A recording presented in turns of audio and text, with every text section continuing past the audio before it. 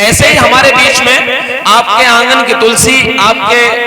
बीसलपुर का बेटा जो इन दोनों लखनऊ रह रहा है और पूरे देश में कविता के माध्यम से अपनी बात कह रहा है, मैं आमंत्रित करूंगा अंकित को कि वो अपनी कविता के माध्यम से ये बताए कि उसके घर का बेटा जो उसके घर की बात पूरे समाज को, पूरी दुनिया को बता रहा है कविता के माध्यम से, वो ठीक कह रहा है या नहीं कह रहा है। एक बार जोरदार तालियों से अपने आंगन की तुलसी को आमंत्रित कीजिए कि वो आए और कवि। समृद्ध मंच को नमन करता हूँ, प्रणाम करता हूँ। आप सब लोग, मैं इसी मिट्टी में पला बड़ा हुआ हूँ, हालांकि घर के बेटे को सबसे ज्यादा आशीर्वाद की आवश्यकता होती है। मुझे आप लोगों का मन मिलेगा, मैं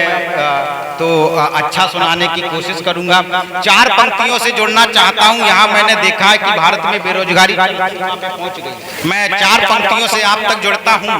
और आप लोग मेरे से जुड़ जाइए तो मैं अपना सर्वश्रेष्ठ देने की कोशिश करूंगा, जो मैं पूरे भारतवर्ष में पढ़ता हूं। मैं कोशिश करता हूं कि हर बार की तरह शासन ने करी इस बार बेवफाई, भारत भूमि पर मायूसी की काली छाया फिर गहराई, जितनी भी सरकारें बनी कोई ना काम आई, मृग मृतिका सपनों की सबने हमको दिखलाई, दर दर की ठोकर खाता हुआ बेबस लाचार हूँ, अरे सुन दिल्ली मैं भारत का बेरोजगार हूँ।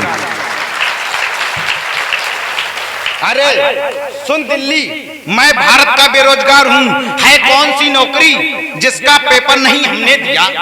है कौन सी नौकरी जिसका पेपर नहीं हमने दिया, है कौन सी डिग्री जिसको हासिल नहीं हमने किया, भ्रष्टाचार में अटक गई या कहीं लटक गई, भ्रष्टाचार में अटक गई या कहीं लटक गई, इन सब का क्या मैं युवा जिम्मेदार हूँ, अरे सुन दिल्ली मैं भारत का बेरोजगार हूँ। बेरोजगारी चरम सीमा पे होने के बाद किसान आंदोलन होता है, लखीमपुर में किसानों के ऊपर गाड़ियां चढ़ा दी जाती हैं। मैं चार पंक्तियां पढ़ता हूं, चार पंक्तियों से जुड़ने की कोशिश करता हूं कि मिटता है नाम नहीं, मिटता है नाम नहीं कर्ज वाली लिस्ट से, तो मेहनत से हाथों को सोंधता है खेत में, बचपन जवानी सब यूं ही बीत जाती है और फिर बुढ़ापा भी बीतता है खेत में। ये राजनीति देश में लूटती किसानों को, कौड़ियों में पीके सोना उगाता है खेत में, बच्चों के निवाले छीन देश को खिलाए जो बदले में गोली खा के लौटता है खेत में। तब पढ़ता हूँ साहब, एक साल तक किसानों को आंदोलन पे बैठना पड़ा, तब मैं पंक्तियां पढ़ता हूँ। मैं अपनी कविता में सर्वश्रेष्ठ देने की कोशिश करता हूँ कि मैं किसान के गीत लिखूंगा अपने मन की पीड़ा से, जिनके शब्द शारदे देती अपनी पावन वीणा से, पवित्र पावन शब्दों का अपमान नहीं कर सकता मैं, छोड़ किसानों को सत्ता का गान नहीं कर सकता मैं,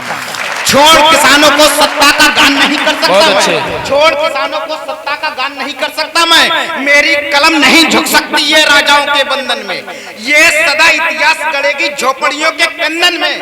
कैसे इनके गीत लिखूं जो सत्ता मंद में चूर हुए, गरीब किसान बेचारे फिर आत्महत्या को मजबूर। बहुत बढ़िया, जय हो। गरीब किसान बेचारे फिर आत्महत्या को मजबूर हुए। हमारे गांव में एक कहावत भी है साहब कि जो जिसकी मृत्यु का कारण बनता है उसकी आत्मा रात में उसको तड़पाती है। मैं कहने की कोशिश करता हूं कि गरीब किसान बेचारे फिर आत्महत्या को मजबूर हुए, कुर्सी का सपना लिए जाने कैसे सो जाते होंगे, क्या मरे किसानों के भूत इनको नहीं डर पाते होंगे।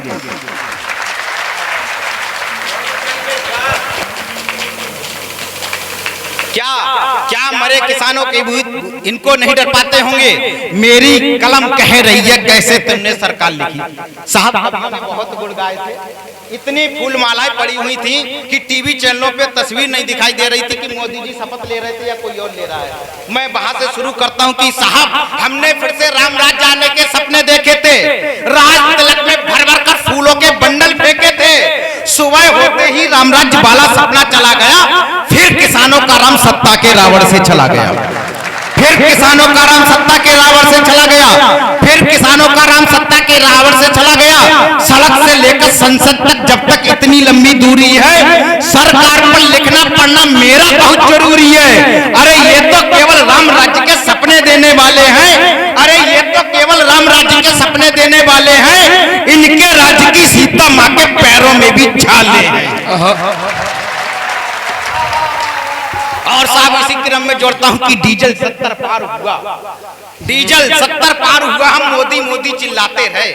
गन्ना पेमेंट ना मिला हम कमल बटन दबाते रहे। मोदी जी तुमको अच्छा प्रधान जरूर कह सकते हैं, बच्चियों से दुष्कर्म हो रहा है यही नहीं सह सकते हैं, बच्चियों से दुष्कर्म हो रहा है यही नहीं सह सकते हैं। दूसरी बार सरकार बना दी, कठिन नियम बनाना होता, दूसरी बार सरकार बनाई, कठिन नियम बनाना होता, किसानों का भुगतान तुमको अगले दिन करवाना होता, जो भी दुष्कर्म करते सबके सब फांसी पर हो, या तो मोदी इस्तीफा दे, कमंडल ले काशी पर।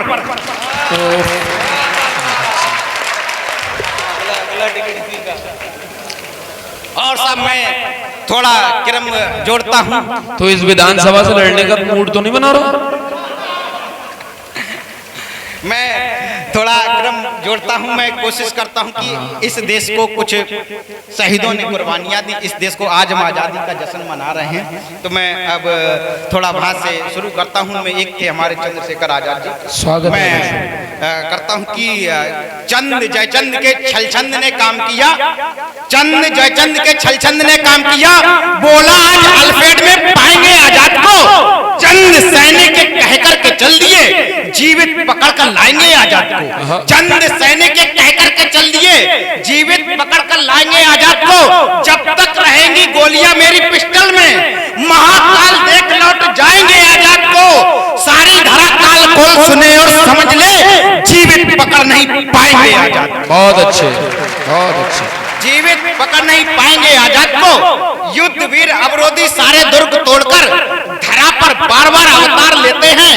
तन मन धन तजे आजाद सरीके वीर ईश्वर पास जाकर के उपहार लेते हैं, सौर शक्ति साहस से प्रलय की गति रोक,